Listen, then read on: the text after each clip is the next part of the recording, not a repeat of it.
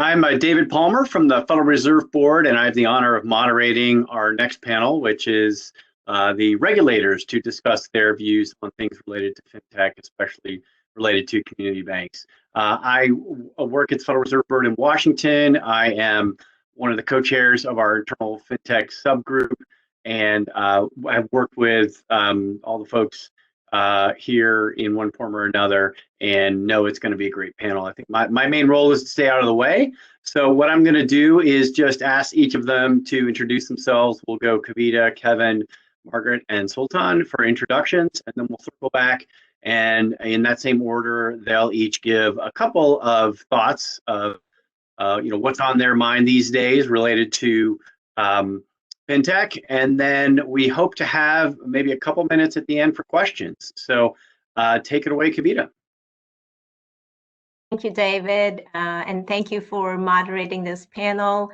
Thank you, Jalapa, for inviting me to participate in this star-studded panel, if I may say so, about regulators. I'm Kavita Jain. I'm with the Federal Reserve Board. I oversee our innovation policy function within the Division of Supervision and Regulation here. Pleasure to be here. Hello, my name is Kevin Greenfield. I'm actually here in place. Unfortunately, our Chief Innovation Officer was unable to make this event, but I am our deputy at the OCC's Deputy Comptroller for Operational Risk and focus on developing policy and examination guidance in areas related to IT, payments, critical infrastructure, and general governance and operations risk.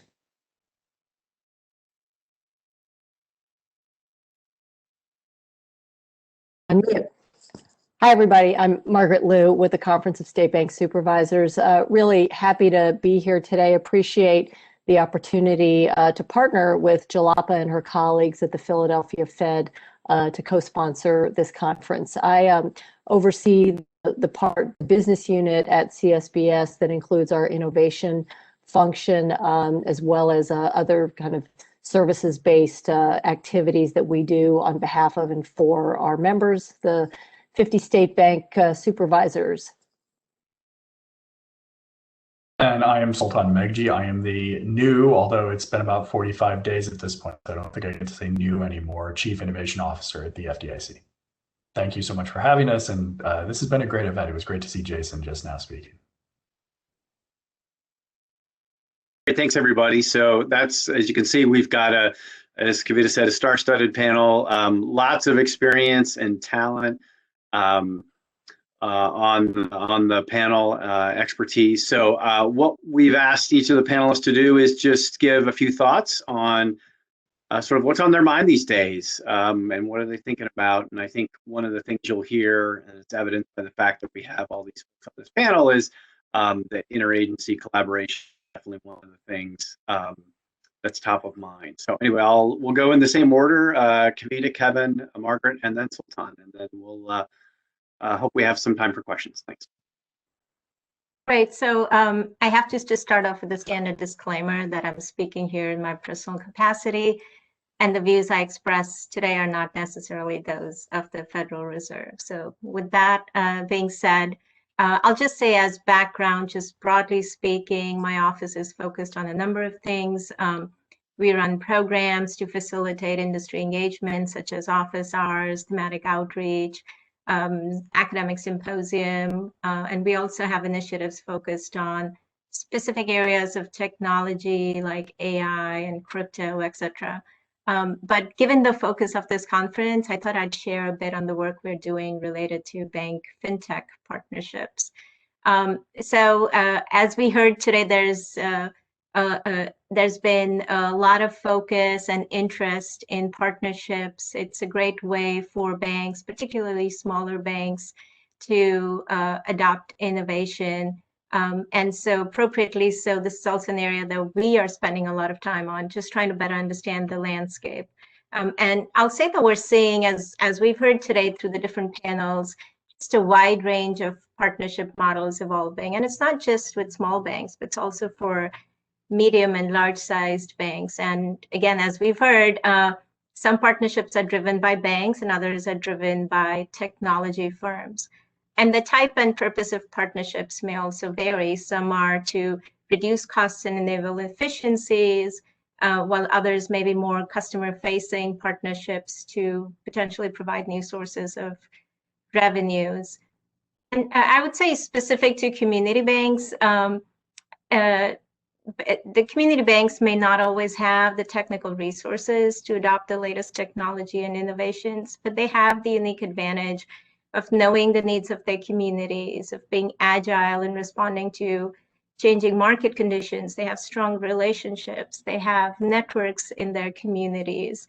And we've learned a lot through our outreach over the past 6 months to a year about the desire and interest for small banks to partner with fintechs. But we've also heard about potential areas that can be challenging for them, specifically around vendor due diligence, around third-party risk management. And we've also heard that banks sometimes smaller banks just don't know where to start with. So based on all the feedback that we've received, we've undertaken a few different efforts to facilitate small bank fintech partnerships, and I'll briefly mention two. The first one is to develop a fintech due diligence guide or fintech for community banks. This is an effort that Federal Reserve staff is working closely with staff from the OCC and FDIC. So my colleagues here can share a little bit about that as well. But the idea here is to develop a detailed due diligence guide that will include a range of questions that banks could pose as they conduct due diligence on the prospective fintech partner, key considerations when they evaluate those responses, and potentially examples of documents that they can collect in support of that due diligence. The second effort that I wanted to just highlight or share is an outreach effort that we've undertaken really to understand the range of these different types of partnerships, the benefits and risks they pose, and the challenges that small banks may encounter as they look to engage in these partnerships.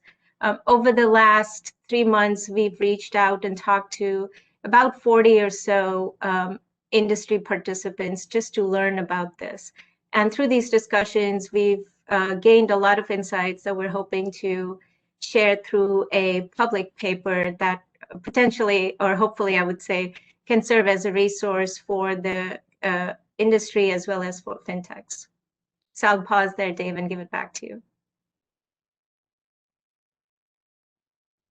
Great, thanks very much, Kavita. We'll turn to Kevin now.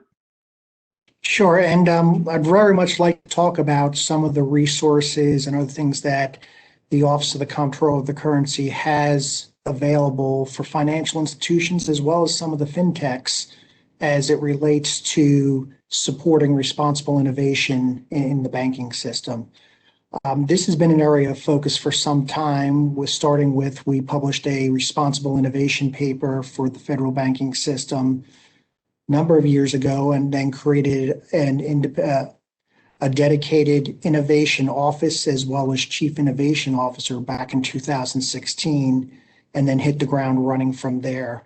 And there are a number of initiatives that have been underway and that we've been working on, both ourselves as well as a number of the interagency or a number of initiatives. We're working with our partners at the Federal Reserve, at the FDIC, as well as some of the FFIEC efforts.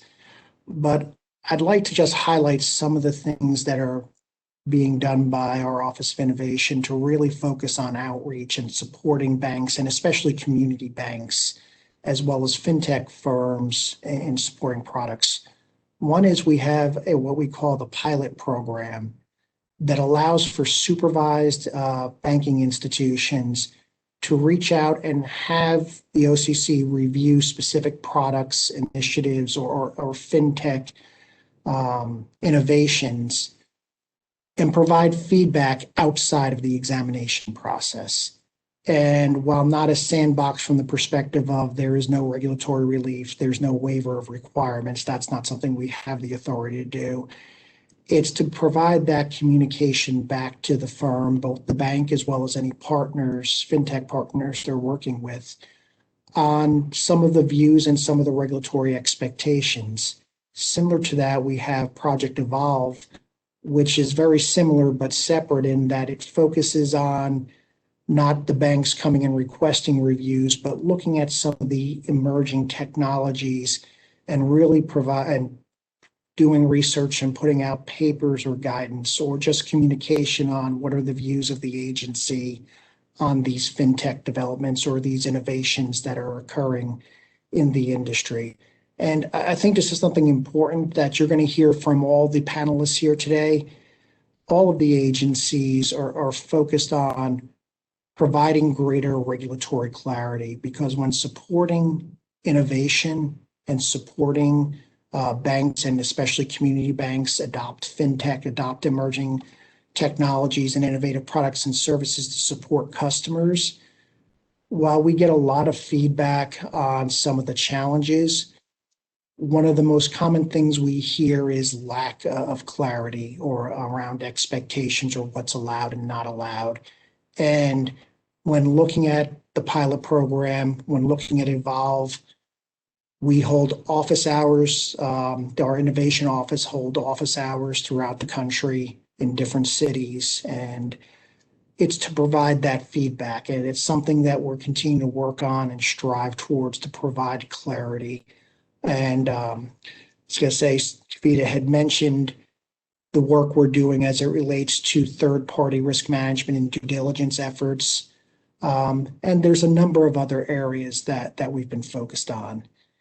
And things that you'll see is, and some of our panels will talk about, the artificial intelligence and machine learning request for information that came out recently from the regulatory agencies, and really trying to get a better understanding from the industry and allow us to focus on how that should impact and how we should evolve our regulatory guidance, our examination processes and programs when it comes to use of artificial intelligence and machine learning.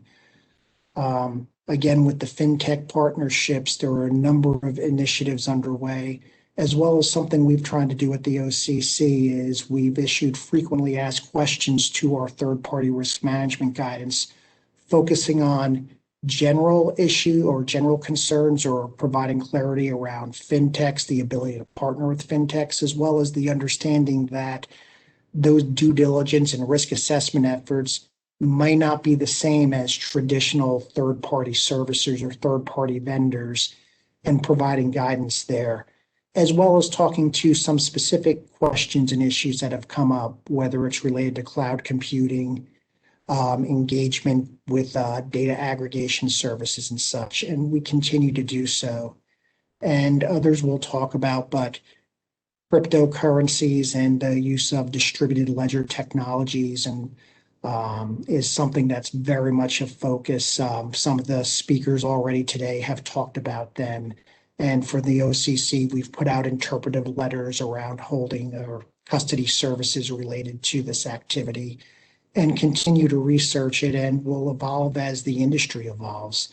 So there are a number of areas of focus, but I think the most important thing you're going to hear from the regulators today, and would very much appreciate your feedback on, is our role is to provide safety, is to ensure safety and soundness and consumer protection, but also to support the banking industry, support responsible innovation so that you can better serve your customers and provide that clarity. So I do encourage a lot of questions, and I will say that I absolutely encourage the tough questions, because I really enjoy answering those that will make my boss cringe when I do so. So I will, next speaker. Margaret. Well, speaking of bosses, as Jason mentioned, you'll be hearing from our CEO, John Ryan, later today. So I'm sort of the warm-up act for John. And you know, unlike my federal counterparts here, I thought maybe I would take a minute just to explain who CSBS is. Probably most of the audience knows, But just in case, CSBS, the Conference of State Bank Supervisors, is the DC-based hub for state regulators. Through us, the states work together to advance a vision of a networked and integrated regulatory system. State regulators, state banking commissioners oversee a very diverse regulatory portfolio that includes banks and non-banks. On the bank side, this includes overseeing about 79% of this country's banks, including a very, very large number of this country's community banks. And so this is a regulation that is born of state and federal law, state law first and foremost. And so it's locally based in terms of regulatory presence and perspective. And at CSBS, what we do is we are the convener, the coordinator, and we serve as a resource for our individual members and for them as a collective. A lot of what we do is, or how we do what we do, is through leveraging technology and data, again, to drive towards a networked approach of regulation. As many of you know, the state and federal banking regulators work together closely on bank supervision. Actually, CSBS's involvement as a sponsor today is one great example of that collaboration. We've got a great partnership with the Federal Reserve System, particularly around community banking. We're in our 9th year of hosting a different conference hosted at the St. Louis Fed on community bank research. Just one example. And you'll see that collaboration and coordination is a big theme of what CSBS does, and really how the state regulators approach their roles. This is, it's a really exciting time in state financial regulation. We're seeing state agencies individually and collectively pursue a range of innovation activities, a range of efforts to capture a lot of what my colleagues have already talked about in terms of engagement and understanding where the supervisory and regulatory system may need to evolve or think differently, but also supporting our regulated institutions as they navigate this challenging but really exciting landscape. So a few examples of some of those activities that you'll see. A lot of it is about engagement, just like today. But also it includes, in some states, partnering with local Fintech accelerators. I think we'll learn a little bit more tomorrow about the ICBA Fintech Accelerator. Several states have created innovation offices or functions, named chief innovation individuals with a dedicated focus on innovation, on spotting emerging trends and seeing how these trends impact and interact with their regulated institutions and importantly, their state and local economies. You've seen states do office hours as well. In the area of piloting and experimentation, we've had states do tech sprints around different issues, including regulatory reporting. And then, finally, there is just a lot of work in all the states, and CSBS tries to support and enable this around innovation and supervision, leveraging data and analytics, technology tools to continue to evolve supervision. And that's for large institutions as well as smaller institutions, and actually it cuts across the non-bank and the bank portfolio of regulated entities. And I think we're going to maybe get to this last point more if we have some Q&A. But the other thing that I would mention is the idea of regulators being coordinated is a huge priority, as I mentioned. And we heard our first panel talk about, a few of the speakers actually talk about the potential opportunities for regulatory efficiency when it comes to oversight of bank vendors and third-party service providers. And that is where there is a lot of coordinated work among the states, and again, with the federal agencies through the FDIC, to look at updating the legal and regulatory kind of processes and structures for this coordinated supervision. And David, with that, I'll stop and hand the mic over to Sultan. Great, thank you. Well, I'll say one quick thing before I launch into what I call my stump speech, which is as the newest member of this community and being alphabetically farther in the list, it's always great because I get to be last, and so I don't have to retread any of the good words by some of my colleagues here or cousins, I guess we could say.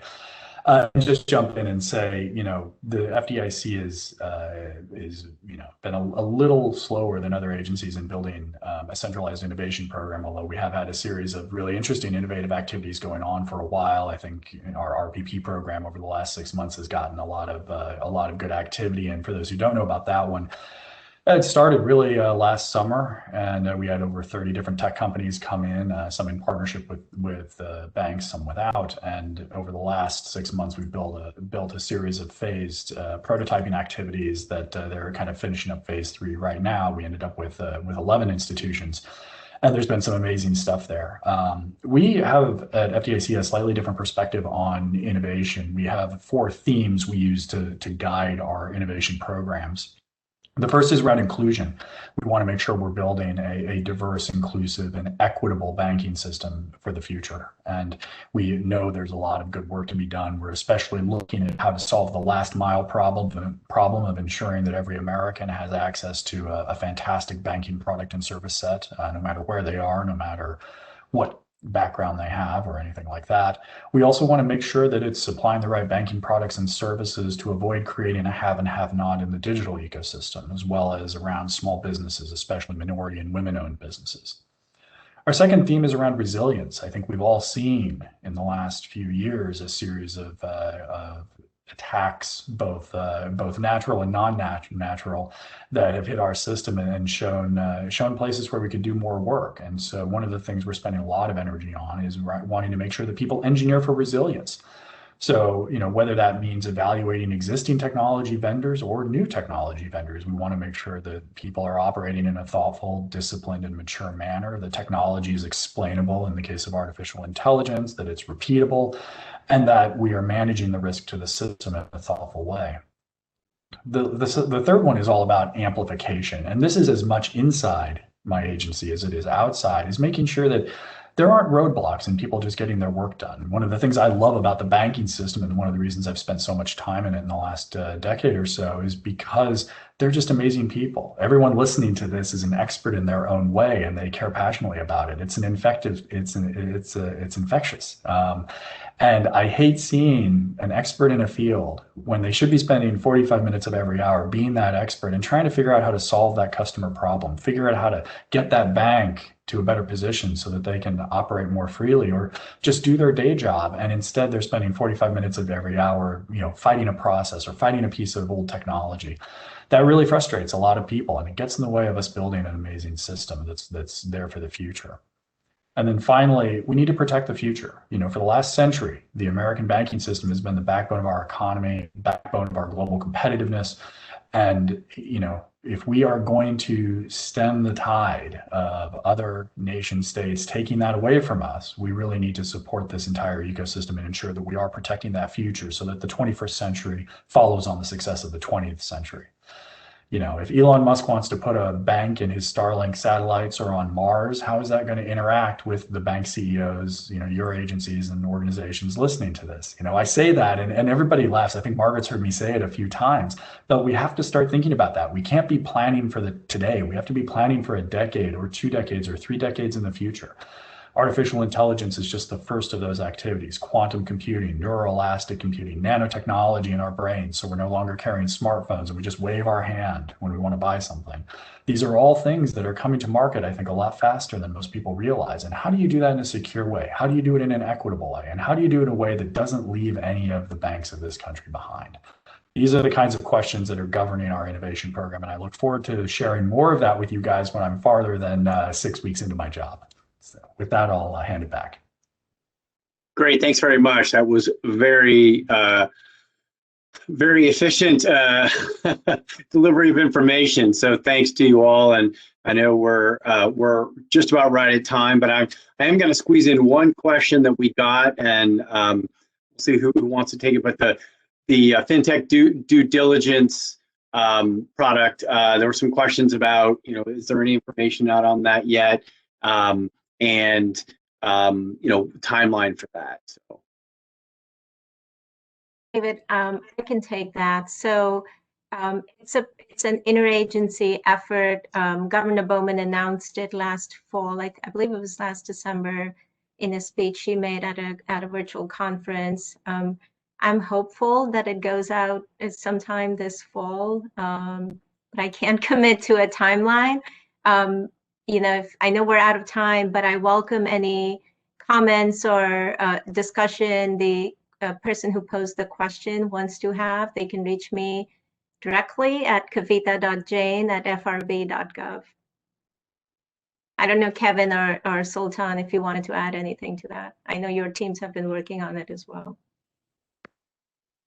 Well, the one comment I'd make is there's already some really great guidance that we have on this activity. And on the first thing, the second thing is, you know, as we look at things like everything from authentication and authorization standards to encryption to, you know, guidance on due diligence, I think, you know, all of our different agencies have a lot of good work. And I'm excited to see, for example, the AI RFI come out that will help continue to kind of guide us to a more common set of frameworks in the future. And I know from our perspective, you're going to see a lot of stuff coming from us here fairly quickly.